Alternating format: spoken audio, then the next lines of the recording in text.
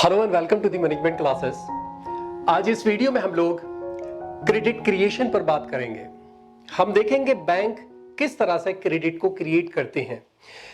देखिए, एक बात कभी कभी दिमाग में आती होगी कि हम बैंक में पैसा जमा करते हैं और अपना पैसा निकाल लेते हैं और बैंक उस पर इंटरेस्ट भी देता है। तो बैंक वो इंटरेस्ट कहां से दे रहा है, बैंक के पास कहां से आया वो एक्स्ट्रा पैसा। दूसरी चीज, बैंक अपने, अब देखिए, बहुत अच्छी अच्छी सैलरीज होती हैं बैंक एम्प्लॉयज की, तो बैंक के पास वो पैसा कहां से आता है? क्योंकि बैंक जो पैसा लेता है वो पैसा तो सबको वापस कर देता है। मैंने जमा किए, मुझे पैसा वापस मिल गया। फिर बैंक के पास ये पैसा कहां से आता है जिससे वो इतने सारे एक्सपेंसेस कर लेते हैं? वो क्या करते हैं ये सारे एक्सपेंसेस को मीट करने के लिए? वही क्रेडिट क्रिएशन कहलाता है। ठीक है, उसी के जरिए वही काम करते हैं। होता कैसे है कि देखिए, पहली बात तो ये जानिए कि ये कमर्शियल बैंक्स का सबसे ज्यादा इंपॉर्टेंट फंक्शन है। इसी के जरिए सारी फंक्शनिंग चलती है, क्योंकि पैसा बनेगा, पैसा काम करता है और उससे सारे काम होते हैं। कुछ इकोनॉमिस्ट यानी कुछ लोगों ने तो उसको ये भी कहा है कि बैंक्स जो है वो बेसिकली क्रेडिट के मैन्युफैक्चरर हैं। Banks are suppose to be the manufacturers of credit.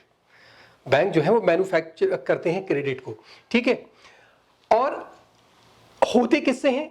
जो हम और आप सेविंग करते हैं, बड़ी बड़ी कंपनीज होती हैं वो उठाकर सेव करती हैं बैंक के अंदर अपना, उससे स्टार्ट हो जाता है। यानी हम जो पैसा जमा करते हैं, जो लोग पैसा जमा करते हैं, हम तो थोड़ा सा ही करते हैं, तो वो पैसा बैंक इस्तेमाल करती है आगे लोन देने के लिए, यानी अपने कॉमर्शियल यूज में उस पैसों को ले आती है, जिससे क्रेडिट क्रिएशन होता है। ठीक है, हम जब जमा करते हैं तो हमें बैंक के ऊपर पूरा भरोसा होता है कि हमारा पैसा बैंक में सेफ है। हम जब चाहेंगे बैंक से पैसे को निकाल लेंगे और हम निकाल लेते हैं।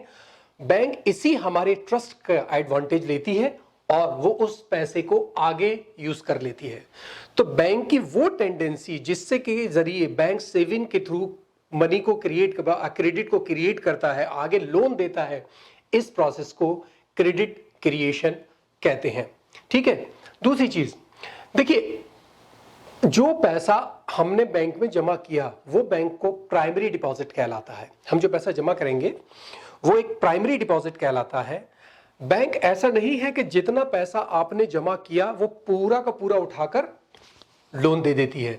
नहीं, इसमें जो सेंट्रल बैंक होता है, सेंट्रल बैंक जैसे हमारे यहाँ आरबीआई है इंडिया में, फेडरल रिजर्व है यूएस में, ये बैंक्स आपको एक रेट देती हैं जिसको हम लोग कैश रिजर्व रेशो कहते हैं।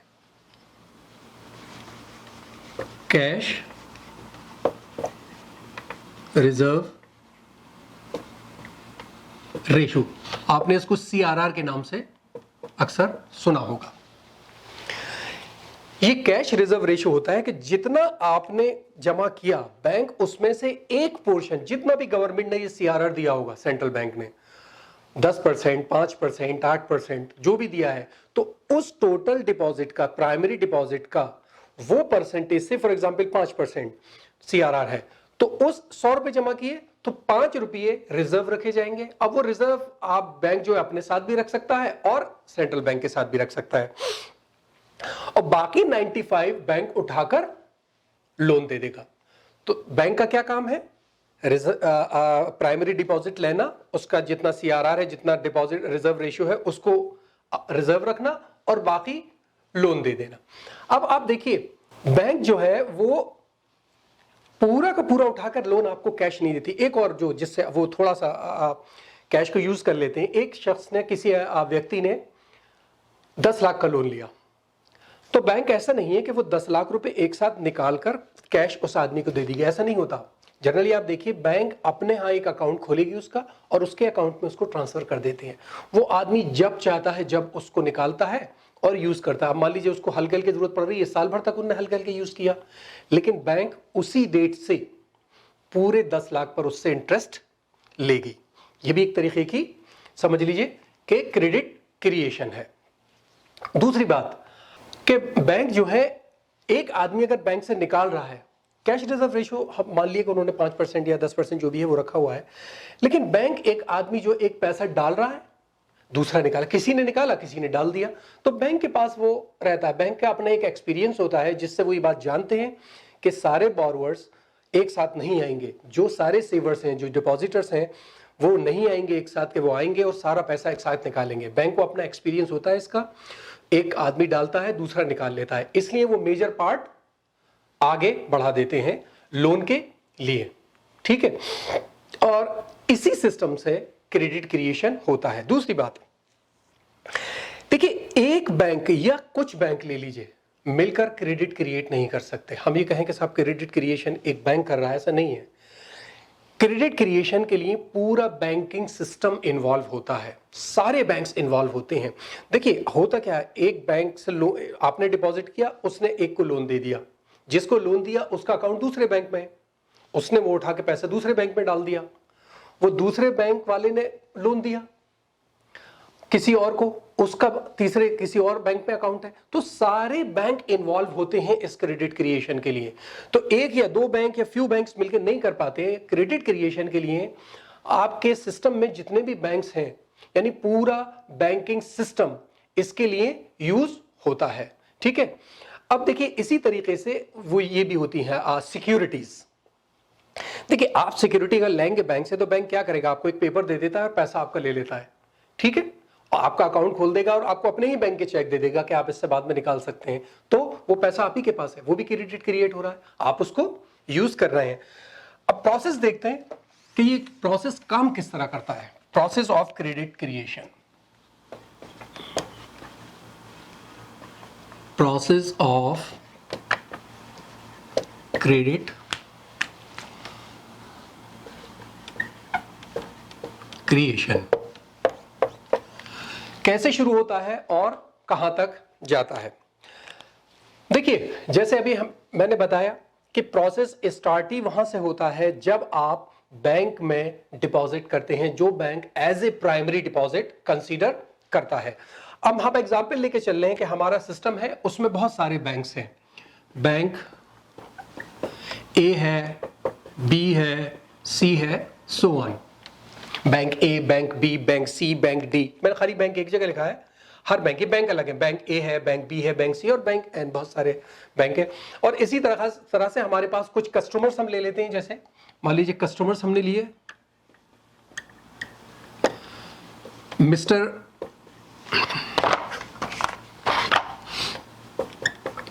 Mister V, mister Y, mister X और मिस्टर जेड। एग्जाम्पल है, आप कुछ भी ले लीजिए। हमने माना कि हमारे पास ये लोग हैं, हम इनके जरिए अपना सिस्टम को लेकर चलेंगे, ठीक है। अब मान लीजिए एक कोई मिस्टर वी है, मिस्टर वी है, इनका जो अकाउंट खुला हुआ है वो अकाउंट खुला हुआ है बैंक ए में। मिस्टर ए का अकाउंट खुला हुआ है बैंक ए में।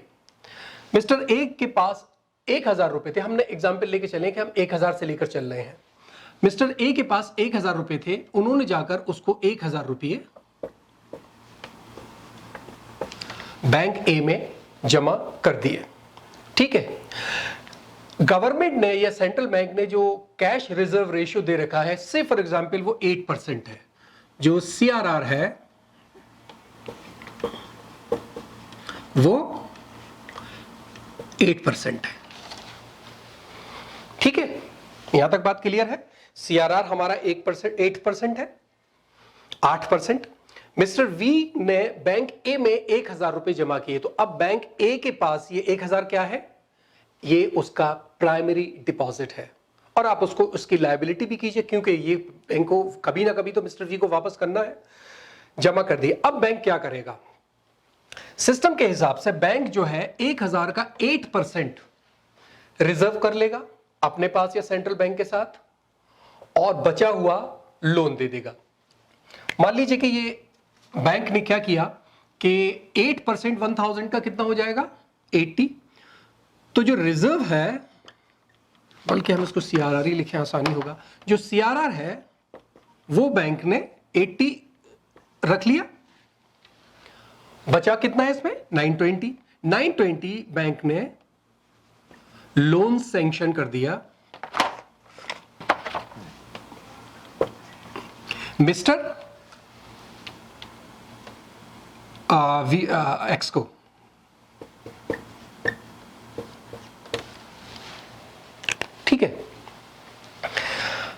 फिर से समझिए, मिस्टर वी ने अपने बैंक में 1000 रुपया जमा किया। बैंक ए ने CRR 8% होने की वजह से 80 रुपीज जो है वो तो अपने रिजर्व में रखे, रिजर्व बैंक के अंदर रखे, और 920 का मिस्टर एक्स को लोन दे दिया। ठीक है, अब आप देखिए कि इनकी बैलेंस शीट क्या होगी। जो बैंक ए की जो एक बैलेंस शीट आएगी वो क्या आएगी। बैंक के पास एक तो लायबिलिटी होगी, ठीक है, इसका अमाउंट होगा, ठीक है, और दूसरी इनकी एसेट्स होंगी, मैं सब शॉर्ट में लिख रहा हूं, और उसका अमाउंट होगा। ठीक है, अब बैंक की लायबिलिटी क्या है।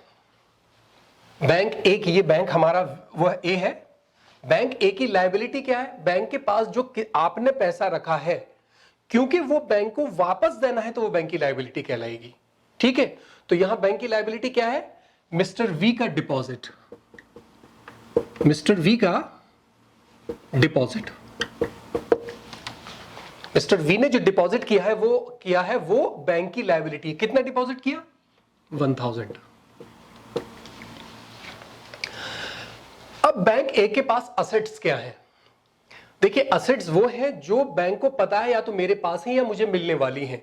तो अगर उसने कैश रिजर्व रखा है तो वो उसको मिलने वाला है, वो उसकी असेट्स होगा। तो एक तो CRR हो गया, और दूसरे उसकी एसेट्स क्या है, उसको क्या वापस मिलने वाला है, जो उसने मिस्टर एक्स को लोन दिया है, लोन टू मिस्टर एक्स। समझ रहे हैं बात को। CRR कितना है, 80, लोन कितना है, 920। अब आप इसको टोटल देखिए, 1000, और इसका भी टोटल 1000। ये डेबिट और क्रेडिट बराबर आ गए। ठीक है, यहां तक बात समझ में आई है। अब देखिए, ये जो मिस्टर वी है इनका काम खत्म हुआ। अब ये जो मिस्टर एक्स हैं, इनका जो अकाउंट है वो बैंक बी में है। मिस्टर एक्स का अकाउंट बैंक बी में है। इन्होंने क्या किया, वो पैसा जो इनको लोन लिया गया था वो पैसा उठाकर इन्होंने बैंक बी में डाल दिया। या आप ये कहिए कि ये मिस्टर एक्स ने जो इनको लोन मिला उसी बैंक से, या तो उसमें ही अकाउंट है या किसी दूसरे बैंक में अकाउंट है, जिसमें भी है उन्होंने उस बैंक में उस पैसे को रख दिया। ठीक है, अब जब उस बैंक में उन्होंने पैसों को रखा तो वो बैंक बी के लिए इनिशियल डिपॉजिट होगा। इनको लोन कितना मिला, इनको लोन मिला 920। अब बैंक बी के लिए 920 जो है वो इनिशियल डिपॉजिट होगा। अब वही प्रोसेस फिर से चलेगा।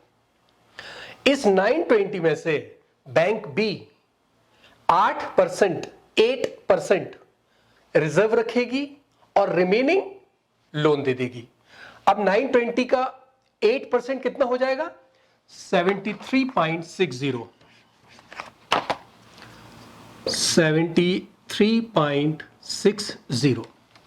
73.60 रिजर्व रखा और बचा हुआ 846.40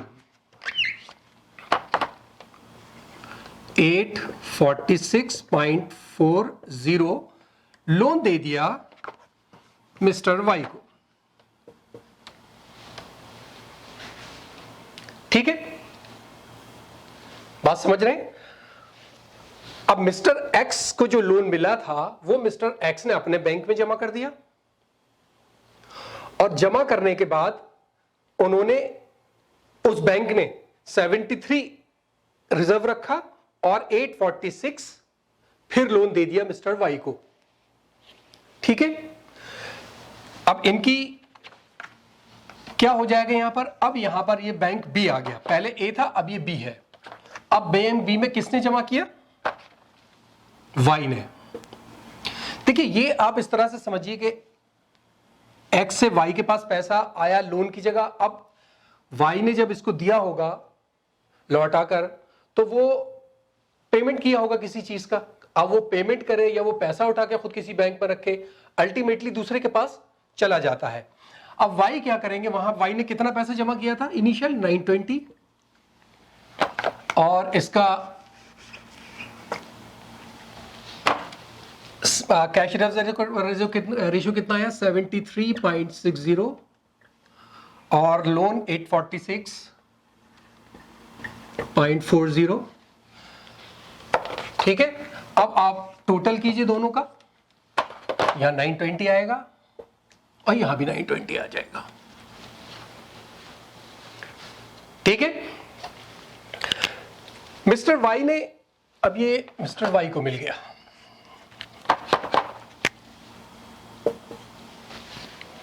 ये लोन मिस्टर वाई को मिल गया। मिस्टर वाई ने इस लोन को यूज किया, वो इस लोन को लिया और उन्होंने कुछ इन्वेस्टमेंट किए थे और उठा के ये पेमेंट कर दिया मिस्टर जेड को। इन्होंने ये पेमेंट कर दिया मिस्टर जेड को। मिस्टर जेड का अकाउंट बैंक सी में था, मिस्टर जेड का अकाउंट बैंक सी में था। यहां पर मिस्टर जेड ने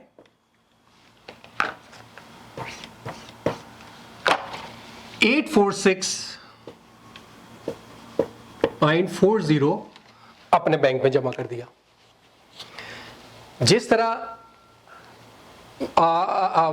एक्स ने वाई को दिया था, वाई ने अपना जमा करा, इसी तरह वाई ने जेड को दे दिया। अब जेड अपना जमा कर रहा है, कोई भी चीज का पेमेंट मिला जेड को, जेड ने उठा के किसी और बैंक में, जिसमें भी उसका अकाउंट था बैंक सी में, उसने इतना पैसा जमा कर दिया। फिर वही प्रोसेस चालू हो जाएगा, फिर ये प्रोसेस चालू हो जाएगा कि ये इसका सीआरआर रखेगा, सीआरआर रखेगा इसका 8%, और बचे हुए का वो उसको फिर से लोन दे देगा। ठीक है, अब सिर्फ दो बैंक देखिए, पहले वाले ने कितना लोन दिया था, ये पहले वाले ने कितना लोन दिया था 920, दूसरे बैंक ने कितना दिया 846.40। दो बैंकों ने लोन दिया, टोटल आएगा 1766। मिस्टर वी ने 1000 रुपए जमा किए थे, उन 1000 रुपए से सिर्फ दो बैंक ने 1766.40 लोन दे चुके हैं वो। अब मिस्टर जेड ने सी में रखा है, सी फिर इस पैसे में से 8% रख के बाकी का लोन दे देंगी। ये प्रोसेस उस वक्त तक चलता रहेगा जब तक CRR 0% ना हो जाए।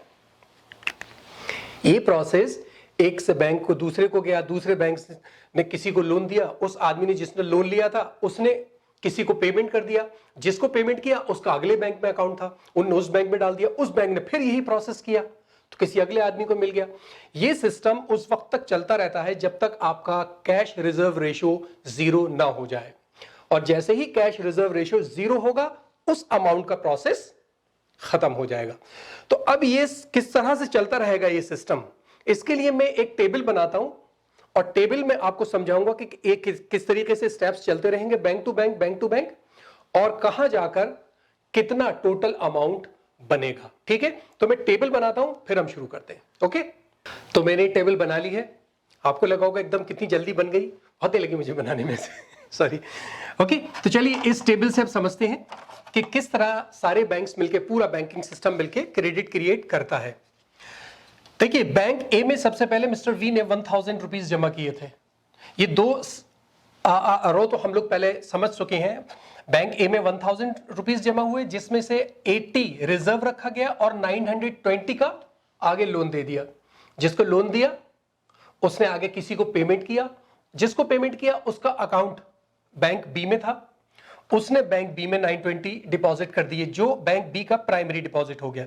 यहां देखिए बैंक्स लिए हैं मैंने, यहां प्राइमरी डिपॉजिट्स लिए हैं, यहां CRR और यहां लोन्स। ठीक है, अब बैंक बी के अंदर प्राइमरी डिपॉजिट 920 आया, उस 920 में से 8%, क्योंकि गवर्नमेंट की पॉलिसी है जो कैश रिजर्व रखना है, उस रिजर्व 920 का 8% दैट इज 73.60 उसने रिजर्व रखा और बाकी 846.40 उसने आगे लोन दे दिया। जिसको लोन दे दिया उसने जिस वजह से लोन लिया था उसका पेमेंट कर दिया। जिसको पेमेंट किया उसका अकाउंट बैंक सी में था, उसने उठाकर ये पैसा बैंक सी में डाल दिया, यानी बैंक सी का प्राइमरी डिपॉजिट हुआ 846.40। ठीक है, अब बैंक सी उस प्राइमरी डिपॉजिट में से 8% दैट इज 67.71 वो रखेगी रिजर्व और बचा हुआ बाकी 778.69 उसने आगे लोन दे दिया।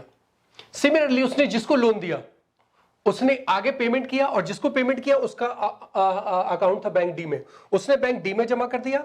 अब ये 778.69 इसका प्राइमरी डिपॉजिट हुआ, उसका 8% 62.30 उसने रिजर्व रखा और 716.39 उन्होंने आगे लोन दे दिया। जिसको लोन दिया उसका बैंक ई में था। बैंक ई में जब ये पैसा आया, देखिए घटता जा रहा है, जब ये बैंक ई में पैसा आया प्राइमरी डिपॉजिट तो 716 था जो कि 716.39 जिसका के 8% 57.31 कैश रिजर्व रेशियो रखा गया और 659.80 आगे लोन दे दिया गया। ये सिस्टम चलता रहा। ये कब तक चलेगा सिस्टम, या मैंने इसलिए डॉट डॉट बना दिए कि ये सिस्टम चलता रहेगा, ये बैंक्स चलते रहेंगे जब तक हमारा CRR 0 नहीं हो जाता। यानी अब एक बैंक एन, हमने इसलिए स्मॉल एन लिया है कि नंबर ऑफ बैंक्स हैं, पहुंचे तो वहां पर हमारा प्राइमरी डिपॉजिट से फॉर एग्जांपल 0.06 के आसपास हो जाएगा नीचे जाकर, जहां पर CRR आगे 0 होगा और आपका लोन जो है वो 0.05 हो जाएगा। अब आप यहां पर दो तीन चीजें नोट करने की हैं। ये कीजिए कि देखिए पहली बार कितना जमा किया था मिस्टर वी ने, 1000। उस 1000 का अगर आप CRR देखें यानी सिर्फ कैश रिजर्व रेशियो ऑलमोस्ट 998.86 हो गया। 998.86 1.14 के आसपास बच रहा है। यानी जितना जमा किया था वो कैश रिजर्व रेशियो में सारे बैंक्स ने मिलाकर रख लिया और उसके अलावा 11,486.85 11,486 रुपीस का सारे बैंक्स ने मिलाकर क्रेडिट क्रिएट कर लिया। 1000 सिर्फ जमा किया था और बैंक ने उसका लोन कितना दे दिया, बैंक ने उसका लोन दे दिया 11,486। ठीक है, और प्राइमरी डिपॉजिट कितना सारे बैंक्स के पास ला, उस 1000 से जो प्राइमरी डिपॉजिट बना वो बना 12,485, 12,485.70। इस तरीके से क्रेडिट क्रिएट किया जाता है। यानी आप ये बात को सोचिए कि बैंक्स किस तरह क्रेडिट क्रिएट करती हैं। सारी बैंक्स मिल जाती हैं, पूरा बैंकिंग सिस्टम, किसी ने 1000 रुपए जमा किए, उस 1000 रुपए से 11,446 का तो उन्होंने लोन दे दिया और उनके पास डिपॉजिट 12,485 रहा जो था, उस 12,485 में से उन्होंने 11,446 का लोन दे दिया और ये उनके पास बचा हुआ उनके रिजर्व में है, पैसा है। इस तरीके से बैंक क्रेडिट को क्रिएट करती हैं और वो लोन अब जाहिर है उसको 1000 में 920 दिया था उसको लोन, उसका अकाउंट खोल दिया अपने यहां, 920 उसमें जमा कर दिए। अब वो आदमी हल्के हल्के उसमें से पैसे निकाल के पेमेंट्स कर रहा है, ठीक है, और इंटरेस्ट लिया जा रहा है पूरे 920 पर। इस तरीके से बैंक अपने क्रेडिट को क्रिएट करता रहता है। ठीक है, अच्छा, ये सारे सिस्टम को करने के लिए जाहिर है अगर आपको एक फॉर्मूला चाहिए जिससे कि आप ये निकाल सके कि साहब एक आदमी ने इतना जमा किया है, इस रेट पर इतना लोन बना, तो क्या कोई फॉर्मूला है जिससे कि हम इसको पूरे को कैलकुलेट कर सके? तो इसका एक फॉर्मूला है जिस फॉर्मूले को हम लोग कहते हैं potential expansion of credit. Potential expansion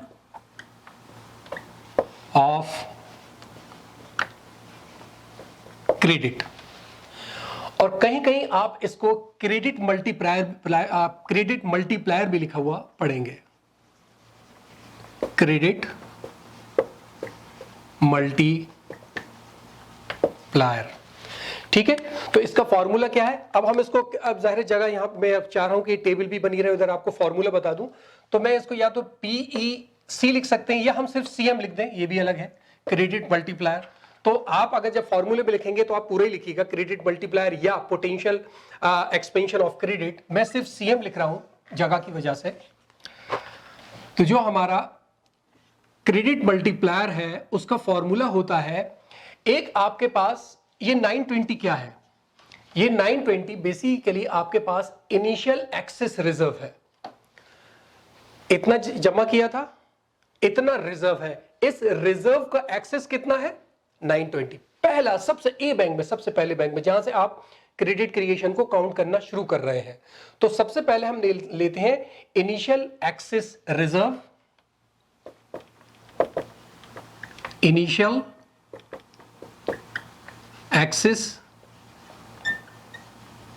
reserve. अब फिर जगह की कमी है तो मैं इसको सिर्फ रिजर्व लिख रहा हूं आर, ठीक है। इनिशियल एक्सेस रिजर्व, उसके बाद 1 मल्टीप्लाई है, सॉरी है 1 अपॉन CRR, ठीक है। ये जो बनकर आएगा आपका जो क्रेडिट मल्टीप्लायर होगा, या जिसको हम लोग पोटेंशियल एक्सपेंशन ऑफ क्रेडिट कहेंगे, वो इसका फॉर्मूला है is equal to reserve multiplied by 1 upon CRR। ये जो CM है इसको आप कैश मल्टीप्लायर कहिए, जो रिजर्व है ये बेसिकली इनिशियल एक्सेस रिजर्व है, सबसे पहला इनिशियल एक्सेस रिजर्व। अब इसको फॉर्मूले में अगर आप रखिए तो ये कितना हो जाएगा हमारा 920 और मल्टीप्लाइड बाई 1 अपॉन CRR कितना है आपका 8%। तो जब इसको आप 8% को नंबर में इसको करेंगे तो कितना हो जाएगा 0.08, ठीक है।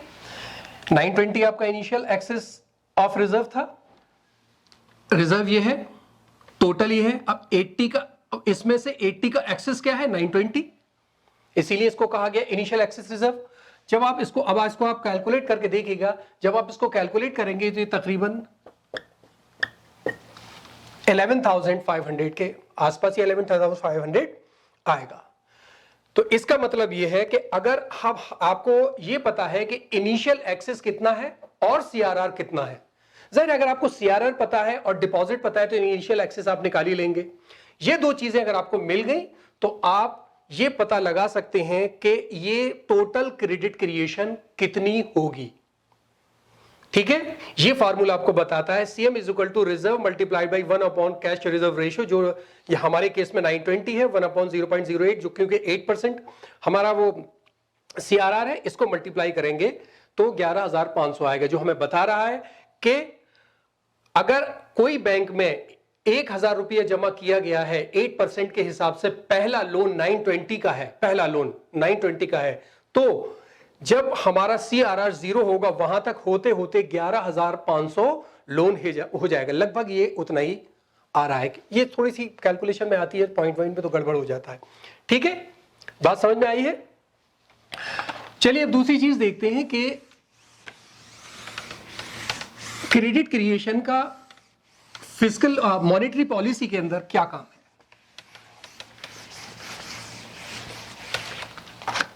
अब देखेंगे हम credit creation as a tool of monetary policy. Credit creation as ए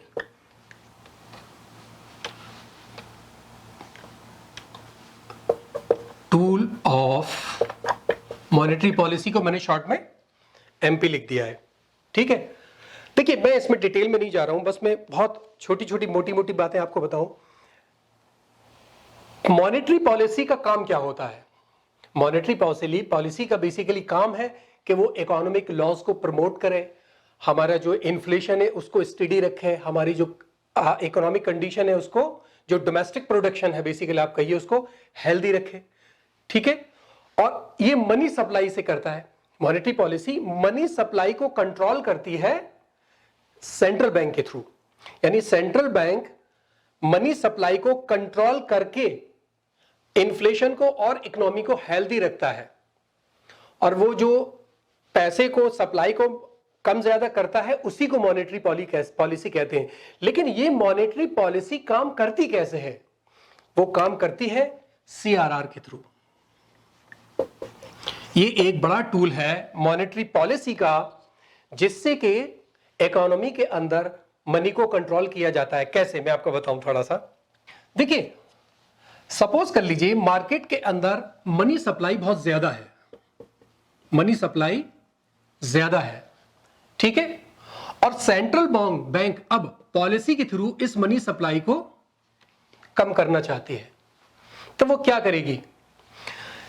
इस कैश रिजर्व रेशियो को बढ़ा देगी। ठीक है, मान लीजिए कैश रिजर्व रेशियो इन्होंने कर दिया 40%। किसी व्यक्ति ने 100 रुपीज डिपॉजिट किए, उस 100 रुपीज में से 40 तो सीआरआर ही निकल जाएगा। लोन कितना सैंक्शन हो पाएगा? 60। इसका मतलब जब मार्केट में लोन जाना कम हो जाएगा तो जिस स्पीड से मनी सप्लाई बढ़ रही थी उस स्पीड से अब नहीं बढ़ेगी, कम हो जाएगी।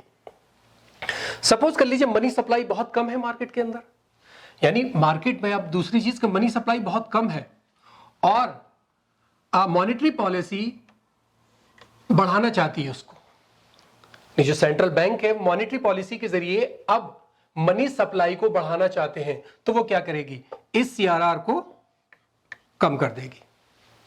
जब वो सीआरआर कम कर देगी, सपोज कर लीजिए अब उसने 10% कर दिया, तो इस 100 में से अब 10 रिजर्व रखे जाएंगे और 90 का लोन चला जाएगा। जब सीआरआर ज्यादा होगा तो लोन कम जाएगा, और जब सीआरआर बहुत कम होगा तो लोन ज्यादा जाएगा।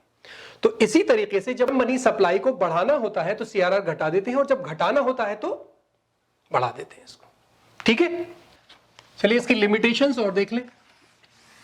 कौन से फैक्टर्स हैं जिससे कि ये अफेक्ट होता है क्रेडिट क्रिएशन? हम उसको लिमिटेशंस के नाम से पढ़ लेते हैं।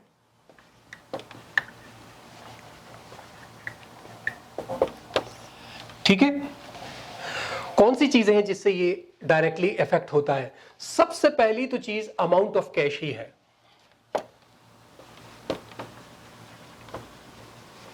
अमाउंट ऑफ कैश, बैंक के पास जितना कैश होगा उतना ही वो लोन दे पाएगा। कैश ज्यादा है, लोन ज्यादा हो जाएंगे, कैश कम है, लोन कम होंगे।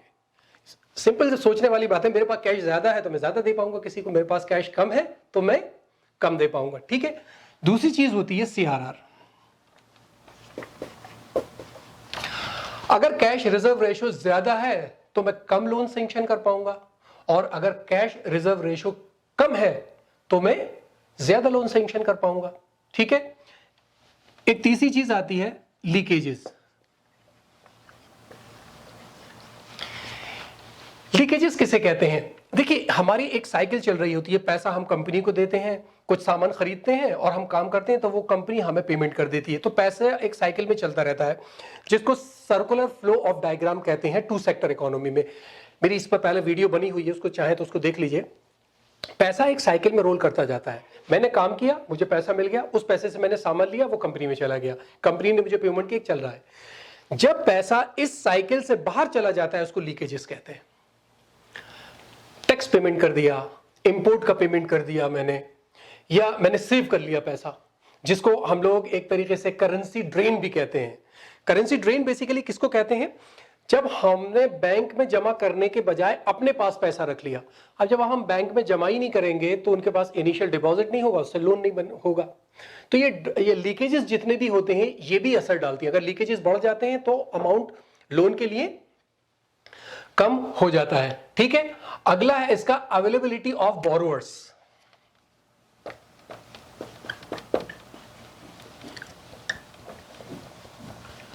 अवेलेबिलिटी ऑफ बोरोवर्स, लोन लेने वाला नहीं होगा तो लोन देंगे किसे? अगर लोन लेने वाला ही नहीं है तो आप लोन देंगे किसे?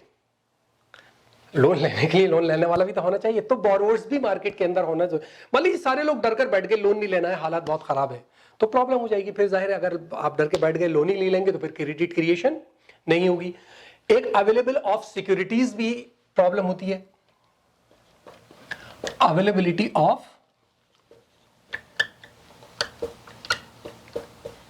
सिक्योरिटीज। आपने देखा होगा जनरली आप लोन लेने जाइए तो बैंक कहता है कोई सिक्योरिटी रखिए हमारे पास, जमीन के कागजात रखिए, लैंड पेपर्स रखिए, गोल्ड रखिए, कुछ भी रखिए हमारे पास, ठीक है, कोई फ्लैट है आपका उसके पेपर्स रख दीजिए। तो अगर किसी के पास सिक्योरिटी ही नहीं है तो फिर वो कैसे करेगा? सिक्योरिटी अगर सिक्योरिटी कमी है लोगों के पास तो क्रेडिट क्रिएशन भी नहीं होंगे, क्योंकि सिक्योरिटी नहीं है तो लोन नहीं मिलेंगे, लोन नहीं जाएंगे तो ऑब्वियसली क्रेडिट क्रिएशन भी नहीं होगा। एक आ जाती है बिजनेस कंडीशंस।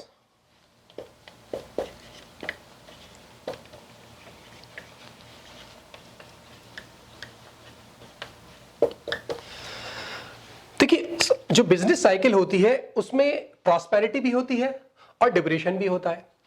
प्रॉस्पेरिटी के टाइम में लोन सैंक्शंस बढ़ जाते हैं क्योंकि उस वक्त प्रॉस्पेरिटी होती है, सब चीजें इकोनॉमी बहुत तेज बढ़ रही होती है, और रिसेशन का जो टाइम होता है उसमें ये कम हो जाते हैं।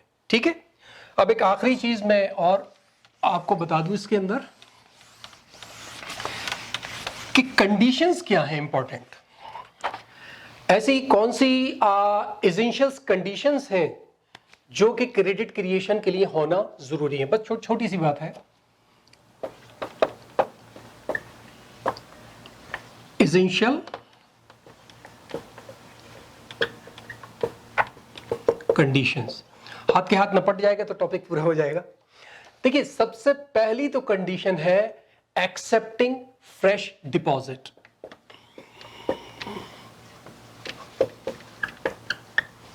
Accepting fresh deposit. Initial deposit जो होता है वहीं से तो शुरू होगा, दूसरा डिपॉजिट, तीसरा डिपॉजिट, वो तो फिर इनिशियल बात का बन रहा है ना। फ्रेश डिपॉजिट आने जरूरी होते हैं, जहां से लोन शुरू हो तभी तो पूरी क्रेडिट क्रिएशन होगी। ठीक है, दूसरी एसेंशियल कंडीशन होती है विलिंगनेस, यानी बैंक विलिंगनेस टू लेंड।